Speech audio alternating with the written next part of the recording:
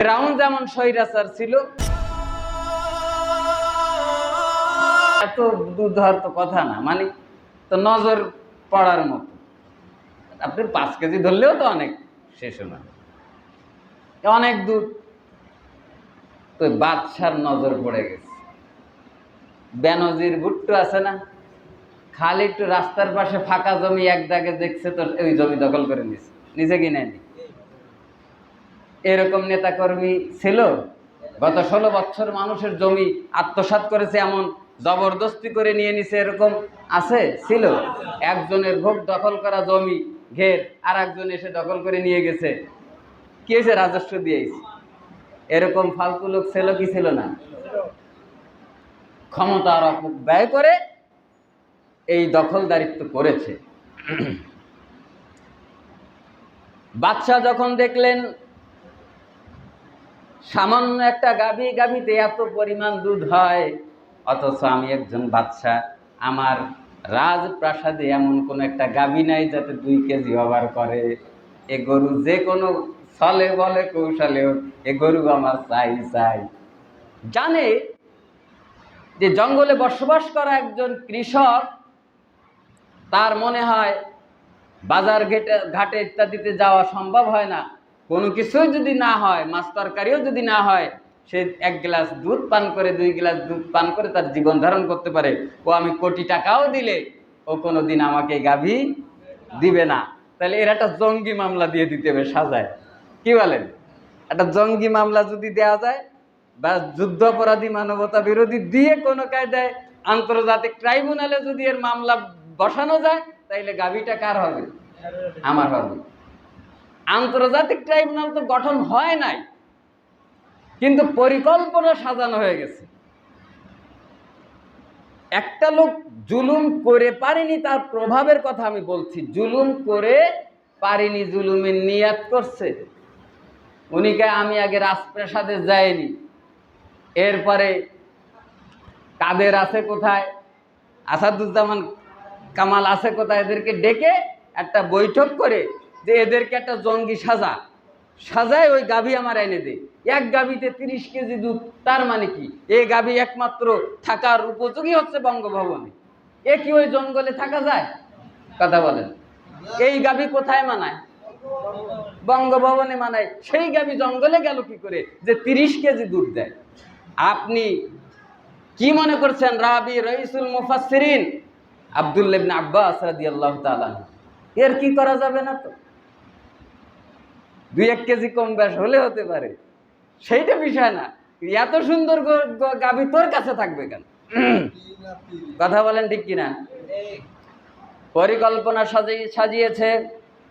বঙ্গভবনে যে ভাবতেছে কিভাবে ওই গাভী আত্মসাৎ করা যায়, ওই গাভী আমার চাই চাই, ওই গাভী কখনোই ওই জঙ্গলে মানায় না, এটা আমার বঙ্গভবনে সাজে। তাহলে ঠিক আছে, গাভীর কি অবস্থা আর একবার দেখার দরকার। গাভী ঠিকঠাক আছে কিনা। আবার জঙ্গলে চলে গেলেন, শিকার করতে করতে নিজেই বাহানা করে ওই গাভী নেওয়ার জন্য। সন্ধ্যা যখন ঘনিয়ে এসছে, তাকে সালাম দিলেন, বললেন আজকেও শিকার করতে এসে, উনি তো জানে না এটা বাচ্চা কিনা, পরিচয় দেন একজন শিকারী। শিকার করতে এসে অসহায় হয়ে এই কার কাছে? কাঠুরের কাছে আশ্রয় নিচ্ছে। আবার আশ্রয় নিলেন। মেহমান এসেছে, তাকে আপ্যায়ন করতে হবে। বাজারঘাট তো পাশে নেই, ঘুরে ফিরে ওই দুধ দোয়ানো শুরু করছে। যখন দুধ দোয়ানো শুরু করছে, আধা কেজিও দুধ পড়ে না। কিরে, বান্ধতে দুধ পড়ে না? তোমার সেই একটাই তো গাভী, তোমার সেই গাভী না? গাভী তো সেটা, তো দুধ হয় না কেন? কারণটা কি? গত 1 সপ্তাহ ধরে দুধের বেশি আর হয় না, হতে চায় না, বান টানলে আসে না। তো তুমি এর মালিক, তুমি জানবা না আর কি অসুবিধা? গাভী তো আমার নিতে হবে। তুই গরু বেচিস নি কেন? লাভ হয় লস হয় আমার হবে, আছে না গল্প?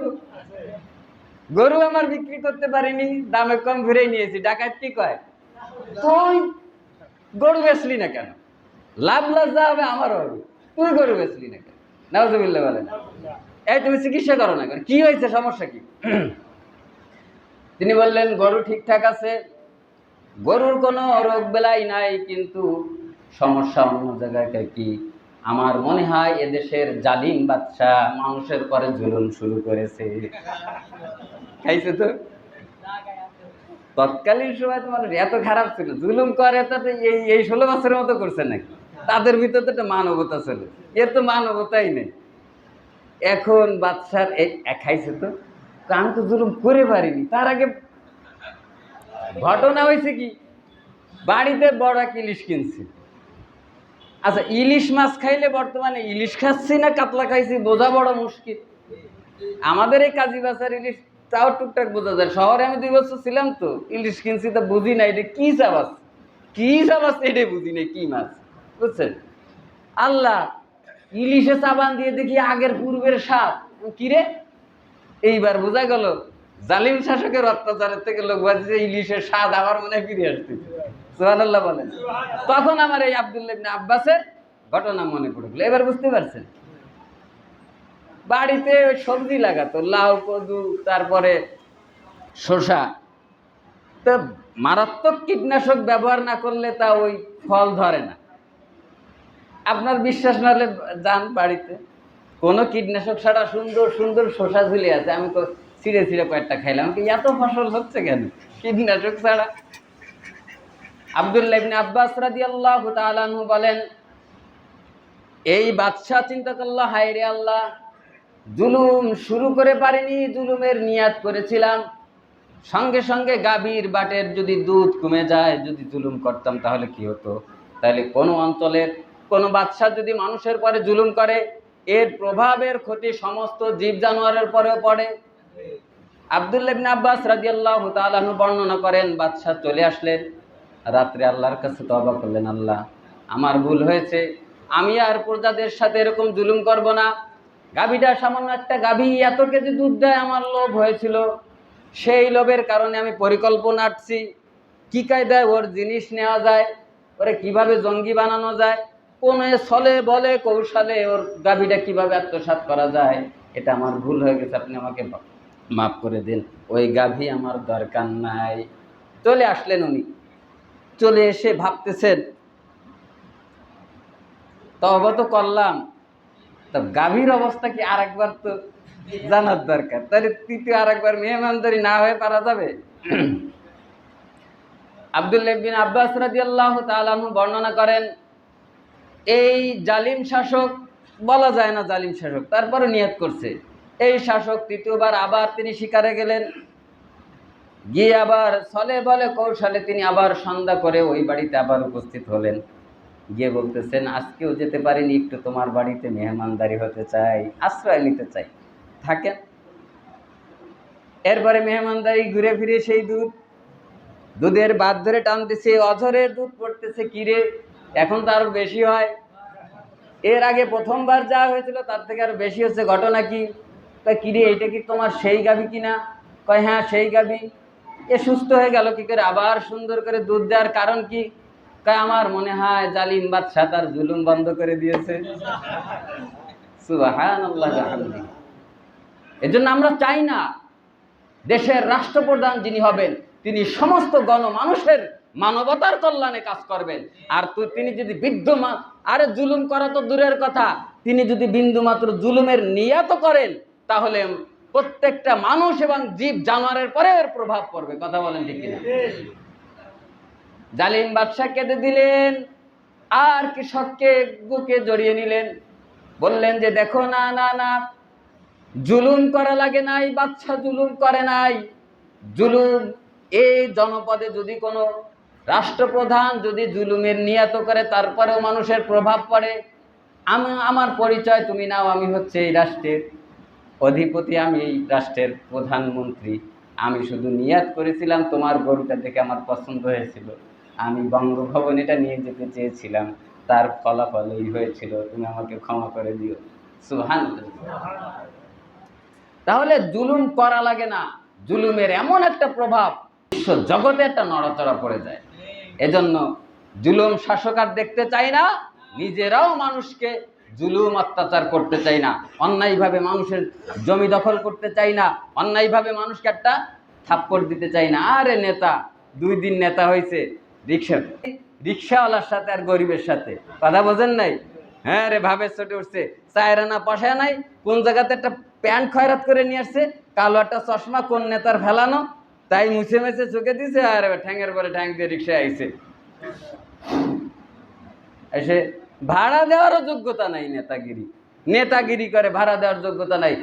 রিক্সাতে নেমে 50 টাকা ভাড়া, যখন 20 টাকা দিছে, আমার ভাড়া তো 50 টাকা, আর কি আর দেরি করেন, ঠাস করে এক থাপ্পড় মেরে দিচ্ছে।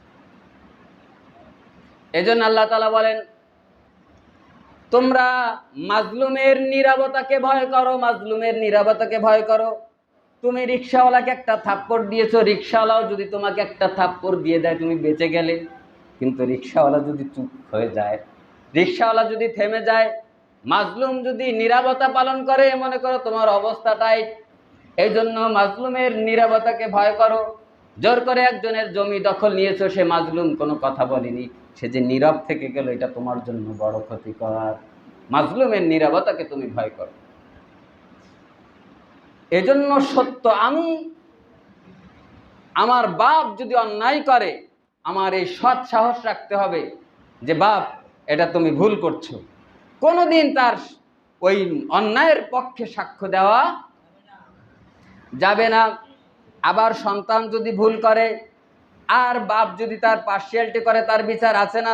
তুমি একটা সত্য কথা বলতে গেলে তোমার দলের বিরুদ্ধে যেতে পারে, তোমার পীরের বিরুদ্ধে যেতে পারে, তোমার বাবার বিরুদ্ধে যেতে পারে, তোমার সন্তানের বিরুদ্ধে যেতে পারে। যার বিরুদ্ধে যাক না কেন, তুমি হচ্ছে সত্য প্রকাশের জন্য নিজেকে সবসময় সত্য কথা, সত্যবাদী হিসাবে সাক্ষ্য দিবে।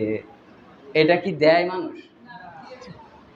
আবিল ওয়ালিদাইনি ওয়াল আকরাবিন, পিতা মাতা আত্মীয় স্বজন যার বিরুদ্ধে যাক না কেন, ইয়াকুম গানিয়ান, যদি সে ধনী হয়, হায় রে, ধনীর বিরুদ্ধে আমি একটা কথা বলবো, আমার সমস্যা হতে পারে, আমার মাল পানি কমে যেতে পারে, ও তো প্রায় সিগারেট খাওয়ার টাকা দেয়, এটা তার দেবে না। এমন যদি ধনী লোক হয়, এমন যদি রাষ্ট্রীয় কোনো ব্যক্তি হয়, তার বিরুদ্ধে চেয়ারম্যান, মেম্বার, ওরে আল্লাহ, ওর বিরুদ্ধে যদি কথা বলি আমার অসুবিধা হয়ে যেতে পারে, এই জন্য সত্য সাক্ষী দেব না। এরপরে ইয়াকুম গানিয়ান আও ফাকিরান, আর যদি সে ফকিরও হয়, আরে গরিব মানুষ, থাক, গরিব মানুষ, তাকে সহায়তা করলে আল্লাহ করবে, তোমার দরকার কি? সে অন্যায় করেছে, সত্য কথা বলে দেবে। কথা বোঝেন না বোধহয়? তাহলে ব্যক্তি যদি গরিব হয় অথবা ব্যক্তি যদি ধনী হয়, তা অন্যায়ের বিপক্ষে সাক্ষ্য দেওয়া যাবে? যাবে না। তাহলে ইয়াকুম গানিয়ান আও ফাকিরান ফাল্লাহু আওলা বিহিম ফালা তাত্তাবিউল হাওয়া, আর তোমরা নিজের প্রবৃত্তিকে, তোমাদের স্বার্থের দিকে তোমরা ধাবিত হয়ো না। আন তাআদিলু, ন্যায় বিচার করবে। ওয়াইন তালবু, আর এখানে যদি তোমরা ছলচাতুরি করে পেঁচায় ঘেঁচায় কথা বলা রাখছেন না, বিষয়টা হচ্ছে কি, আমি তো ভালো জানি না, পেঁয়াজ মারছে, পেঁয়াজও মারা যাবে না। আল্লাহ স্পষ্ট ভাষী, কি করা যাবে না? ওয়াইন তালবু আও তুরিদু, পেঁচায় ঘেঁচায় কোনো জিনিস উপস্থাপন করা যাবে না। ইন্নাল্লাহা কানা বিমা তা'মালুনা খাবীর। এই আরে আয়নাঘর মিথ্যে কথা, পেঁয়াজ মারছে, আয়নাঘর কি চার দোকানে? এই যে তুমি একটা মিথ্যা সাক্ষ্য দিলে, বাংলাদেশের অসংখ্য ওলামায়ে কেরাম সব থেকে বেশি নির্যাতনের শিকার হয়েছে আয়নাঘরে ওলামায়ে কেরাম। যখন পতন হয়ে গেল, ওলামায়ে কেরাম ওখান থেকে দু একজন যারা বের হয়েছে, তারা সেনাবাহিনীর সহযোগিতায় বলতে চেয়েছে, অনেক ওলামায়ে কেরাম ওখানে ছিল, তারা বের হতে পেরেছে কিনা একটু আপনারা সহযোগিতা করেন। আলেমরা সহ বাংলাদেশের বড় বড় যেসব স্ট্রিম সাংবাদিকরা রয়েছেন, প্রকাশ্যে সেনাবাহিনী এবং আলেমদের তত্ত্বাবধানে প্রত্যেকটা রুম তল্লাশি করা হলো। এ জগতের গোটা বিশ্ববাসী দেখেছে আয়নাঘর কেমন, তার বাথরুম কেমন। বাথরুমের ওয়ালটা মাত্র এই পর্যন্ত উঁচা, একটা আয়নাঘরে দেখলে আবার সিসি ক্যামেরা লাগানো, তো প্যান দেখা যাচ্ছে, তাহলে বাথরুমে বসলে ওর পাশা টাছা তো সব দেখা যাবে, নাউজুবিল্লাহ বলে না। যেখানে মানে তার ফরজ, দাইমি ফরজটাও সে ঠিক মতো পালন করতে পারেনি, যে জায়গায় হাগে, যে জায়গায় খায়, সেই জায়গায় নামাজ, সেই জায়গায় কোরআন তেলাওয়াত, এমন একটা জায়গা সম্পূর্ণ ভিডিও জাতির কাছে প্রকাশ পাইল, আর ও টান দিয়ে কয় ভুয়া। এই যে তুমি সত্য সাক্ষ্যকে দিতে পারলে না তোমার দলীয় টানে, সত্য সবসময় সত্যই হয়, মিথ্যা সবসময় মিথ্যা হয়। তোমার হৃদয় এতটুকু কাঁপলো না, এখনো তোমার গুড়া কিমরিতে কামড়াইলো, তুমি তওবা করো। তোমার ভুল হয়েছে, তোমার দলের ভুল হয়েছে। আমরা তো স্বাধীনভাবে কোরআনের কথা বলতে পারিনি, স্বাধীনভাবে অনেক মানুষ তার ধর্মকর্ম পালন করতে পারেনি। তুমি তো নির্দ্বিধায় তোমার ধর্মকর্ম পালন করতে পারতেছো, নির্দ্বিধায় এখনো মসজিদে আসতে পারতেছো, এখনো তোমার এতে কিছু খুশায়। এই প্যাঁচ মারা যাবে কি? আল্লাহ তাআলা বলছেন না না না, তোমার দল, তোমার মত, তোমার বাবা কারো বিপক্ষে যাক না কেন, তুমি এটা করতে পারবে না। সব সময় তুমি যদি সত্য কথা বলো, ছোটখাটো ভুল ভ্রান্তি আমি আল্লাহ তোমাকে ক্ষমা করে দিব। আল্লাহ তাআলা বিন তালবু আও তুরিদু ফাইনাল্লাহা কানা বিমা তা'মালুনা খাবীর। তুমি চার দোকানে বলো আর যেখানে বসেই বলো, ফাইনাল্লাহা কানা বিমা তা'মালুনা খাবীর, সব কিছু আমি আল্লাহ জানি। আল্লাহ জানেন কিনা? তাহলে সত্যর অস্বীকার করা যাবে? আমার বাপের বিরুদ্ধে যাবে, অসুবিধা আছে? দলের বিরুদ্ধে যাবে, অসুবিধা আছে? সত্য কথা বলতে পারবো তো ইনশাল্লাহ। আজই বাড়িতে গিয়ে বলবো, বাবা তোমার দল ভুল ছিল, তোমার দলের সিদ্ধান্ত ভুল ছিল, তারা জুলুম করেছে, সত্য কথা বলতে পারবো তো ইনশাল্লাহ। লিল্লাহি তাকবীর। আল্লাহ তাআলা বলছেন, শোনো, ওয়ামাই ইয়াকতুল মুমিনা মুতাআম্মিদান ফাজাযাউহু জাহান্নাম খালিদান ফিহা ওয়া গাদিবাল্লাহু আলাইহি ওয়া লাআনহু ওয়া আ'আদ্দা লাহু আযাবাম মুহিনা। আল্লাহ তাআলা বলছেন, শোনো হে, বাংলাদেশের কত ভাগ মুসলমান? বেশিরভাগ তো মুমিন। এই মুমিনদের হত্যার ব্যাপারে আল্লাহ তাআলা বলছেন, এ মুমিন, একজন মুমিনকে যদি তুমি হত্যা করো তার দায়ভার কেমন দিতে হবে জানো? তাদের ব্যাপারে আমার দৃষ্টিভঙ্গি শোনো। আল্লাহ তাআলা বলছেন, ওয়ামাই ইয়াকতুল মুমিনা মুতাআম্মিদান, যে কোনো মুমিনকে হত্যা করে, ফাজাযাউহু জাহান্নাম, তার জায়গা কোথায়? তার জায়গা জাহান্নাম, খালিদান ফিহা, সে চিরকাল সেখানে থাকবে। এমন এক অন্যায়ভাবে যদি কেউ কাউকে হত্যা করে, কোনো মুমিনকে, কোথায় থাকবে? কয় বছরের জন্য? খালিদান ফিহা। এই আল্লাহ তাআলার এতটুকু কথা যথেষ্ট ছিল, কিন্তু না না, রক্ত কার গেছে? মুমিনের রক্ত গেছে। আল্লাহ তাআলা বলছেন, ওয়া গাদিবাল্লাহু আলাইহি, আর তার উপরে আমার রাগ, আমার ক্রোধ, আমার ক্ষোভ কার? এই এরপরেও কিন্তু আর কথা বলা লাগে না, কারণ কথা বলছেন কে? আল্লাহ তাআলা কথা বলছেন। তাহলে একবার বললেন, দ্বিতীয়বার বললেন আমার রাগ, এরপরে কি আর কথা বলা লাগে? তারপরেও আল্লাহ তাআলা কথা বলছেন, কেননা রক্ত কার? গাদিবাল্লাহু আলাইহি ওয়া লাআনহু ওয়া আ'আদ্দা লাহু ওয়া লাআনহু, তারপরে লানত। এরপরেও আল্লাহর কথা না বললেও হতো, তারপরে আল্লাহ তাআলা বলছে ওয়া আ'আদ্দা লাহু আযাবান আযীমা, তার জন্য আযাব প্রস্তুত করা হচ্ছে, তার জন্য আযাব প্রস্তুত করা হচ্ছে। তাইলে হচ্ছে সূরা তাওবা, সূরা তাওবার 118 নম্বর আয়াত মনে আছে? 118 নম্বর আয়াত।